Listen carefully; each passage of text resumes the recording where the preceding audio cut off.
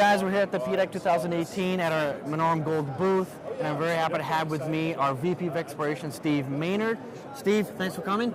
Good to be here, Sonny. Great. Nice to see you. So Steve's going to be talking about our exploration program, well, you know, the Alamos Project overall. So let's talk about Alamos first. Touch on a few key points on the Alamos Project and a little bit of the history behind it.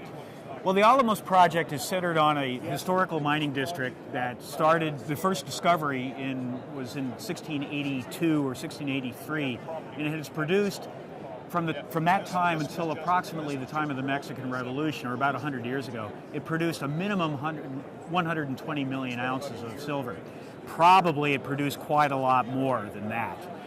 It's no production other than some local prospectors has occurred since that time, and more importantly, there's been no modern exploration on the project since that time. We started with mapping and sampling, tracing out these structures.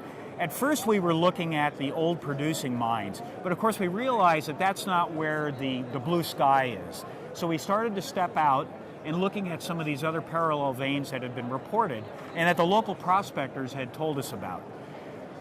While doing that, we put together a drill program, and we began drilled 8 holes, a total of about 2,700 meters using a man-portable drill rig. Our holes, all of our holes have hit at least some mineralization. 2 of them, or 3 of them in particular, have hit some very interesting mineralization, most particularly hole 7. Hole 7 hit a 8.25 meter interval that graded an average 1.76 kilos of silver per ton. It included a 1.1 meter interval that graded 8.4 kilos. Of course, we are over the moon about this. We're very excited.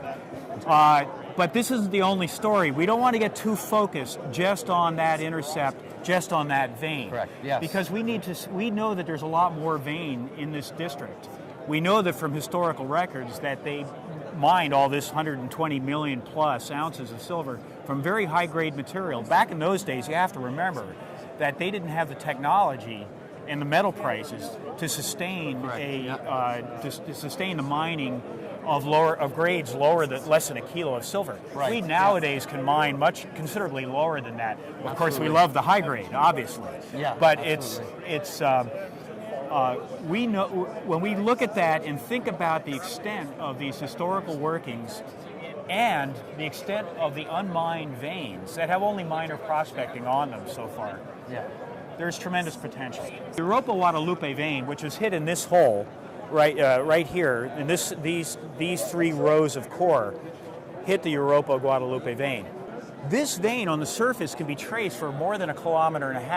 We have 1 hole in it. What we're looking at is a quartz vein with intervals of high-grade silver mineralization. This is the beginning of the vein right here. This is up hole, this is down hole. You can see that we hit the vein nearly perpendicular. That 8.25 meters of vein is pretty darn close to true thickness, right, as best as we can tell, and this is good evidence to support that interpretation. Of course, we have to do more drilling to get to understand those details, but this is the way it looks right now. This dark material in here is silver sulfide. We believe it's probably the green is chrysocolla, and there's some azurite, malachite as well. It's likely that this dark gray material is some combination of silver and copper sulfides, acanthite, silver sulfide, chalcocite, copper sulfide.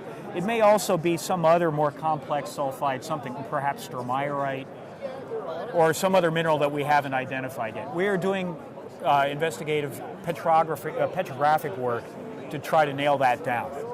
Now, in the same hole, a little bit further down the hole, in the same vein interval, you can see these classic vein textures, banded quartz, cockade texture, and it's also broken up and brecciated and cut by later veins.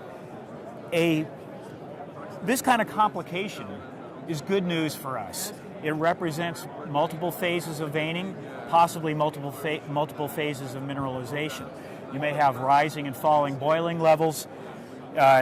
this is all the kind of detail, geological, technical detail that we expect to define more clearly with ongoing drilling and investigation on this. Right. It's important to remember that in this case, not only in hole 7 we have this great intercept.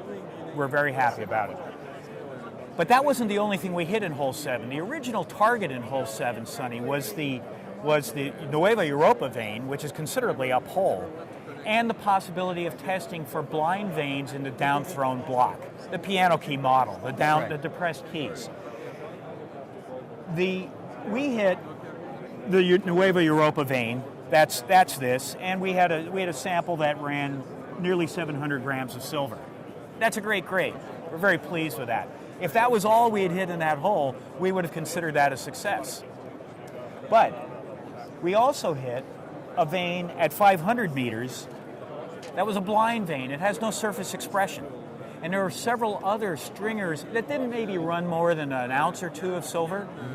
But any one of these can, along strike, down or up dip, widen into an ore-bearing chute. Right. This is one of the reasons why I say we don't want to get so focused on this intercept in hole 7 on that vein. There's much more to this system than just that. Well, so Steve, let's talk about the exploration plans going forward. We've looked at the core, we looked at the rocks, we're pretty excited.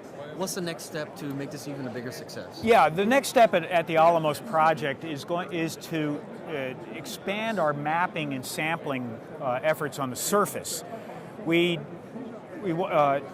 As I mentioned before, we don't want to get too focused in on just the Europa Guadalupe vein as represented by this intercept. We know that there are several other veins in the project. Just a week or so ago, I visited a couple of them that I had not seen before. We need to go and map them on the surface. We need to understand the geological framework of these veins and occurrences so that for use in further targeting.